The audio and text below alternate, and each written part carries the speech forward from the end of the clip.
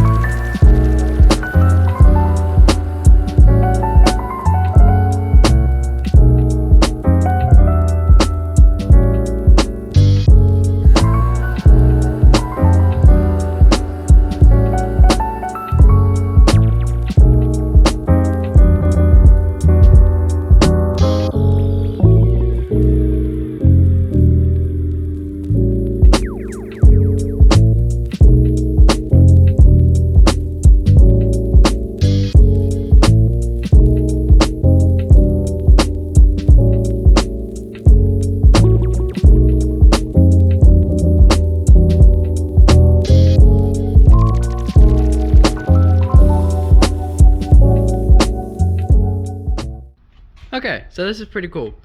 Motor is in the motor mounts, and it's sitting in there. Look at that. And it's pretty good. My lift is absolutely not large enough. It's most certainly not big enough. It is certainly long enough to do this very easily. But I've got a good bit of room. Well, I've got some room. It's not that bad. It could be worse. It could be worse. So, boom. That is an LS and a Camaro. That's awesome. That's very exciting right there.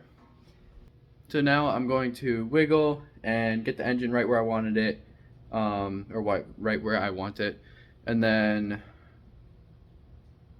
align it, if you would, kind of straight with the car, because it's got the adjustments. And then I'm going to lock these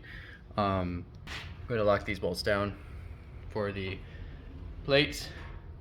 And once I get those locked down, motor's going to come out. I'm going to attach the transmission to it and put it back in. Progress update.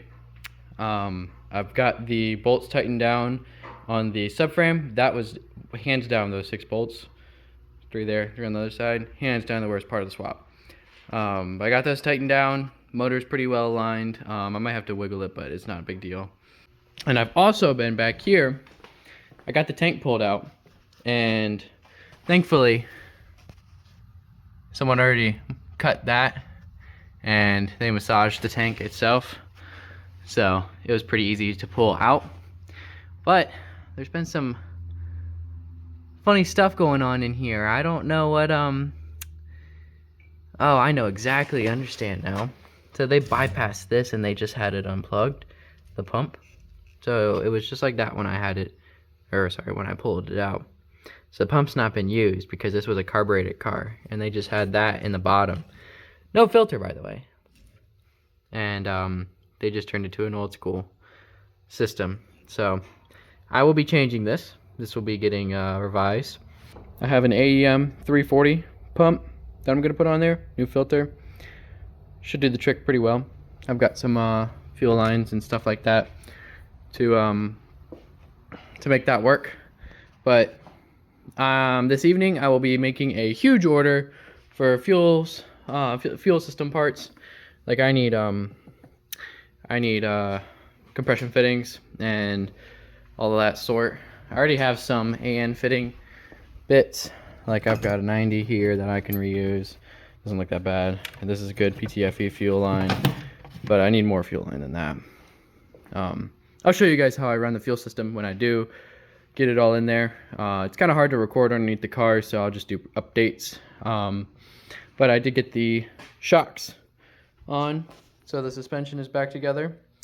I've got to get new wheel studs, and I've got to go through the brakes, make sure everything is good there. But steering's on. The car, once I finish the rear, will be roller, so super excited about that. I'm gonna have to loosen those because I gotta tweak it a little bit when I'm hooking the transmission up. But you can see this chain I've got here to my sway bar. The reason I have my chain there is because you can see how high the transmission is on the transmission jack. There's no way that I'm gonna get the transmission under there unless I lift it with the jack. So it's a little sketchy considering I have it on jack stands in the rear, but it worked out absolutely perfect, and now I am ready to somehow get that transmission hooked up in there. But we have a power steering pump. That is a used one. It's no big deal. We've got some funky business here with this pickup tube. I'm going to TIG weld that, and fingers crossed it'll turn out well. And then I've got a kit coming with a boot for this, some wiring. We're gonna get this guy all sorted and fixed up. If that doesn't work, I'll just get a new hanger. It's not the end of the world. But we got this sweet UMI, Sphon, S-P-O-H-N, transmission mount here, cross member. It is, it's quite a beauty. So we'll be getting that guy in there with the transmission. We've got a poly mount to match the poly motor mounts. This is for the torque arm, and these are for the transmission mounts. I'm filthy, but the transmission is in the car. You gotta check this out. Boom. Bolted in. I gotta put the torque converter bolts in, but that is awesome. Super excited. Got a sweet cross membrane here. I've got to drill out that hole right there and fix the threads, which is a bit of a bummer, but I'll get to that shortly. Got that poly mount in there. It's awesome. It looks great. The torque arm is right there. I'm not going to attach it yet until I get the gas tank back in. Well, yeah.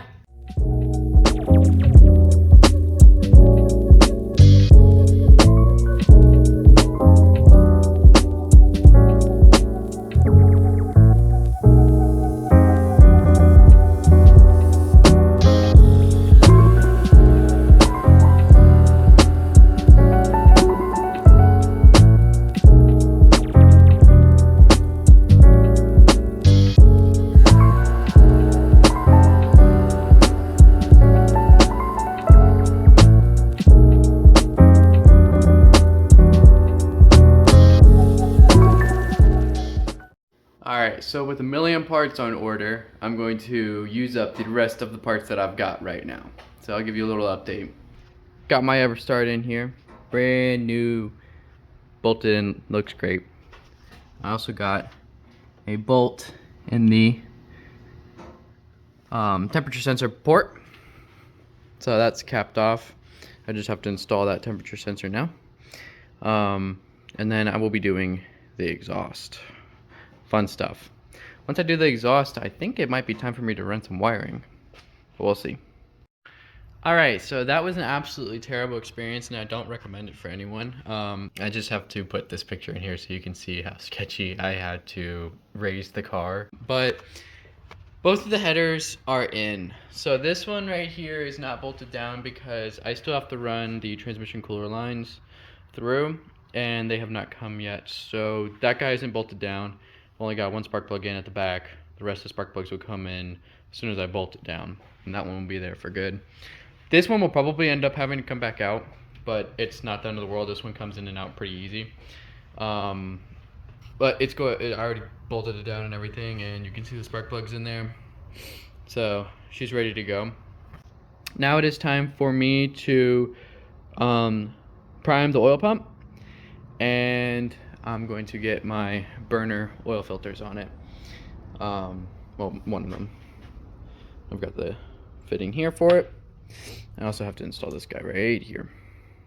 So, make good progress though. Very excited. Thing looks freaking mean. Wiring harness will be probably Monday or potentially Sunday. And I also decided I was going to do a compression fitting here, but instead I just cleaned the paint off because Vibrant makes a fitting that just click. So that's what I went with. It's one less compression fitting, one less possible leak. So that's a pretty solid option for anyone.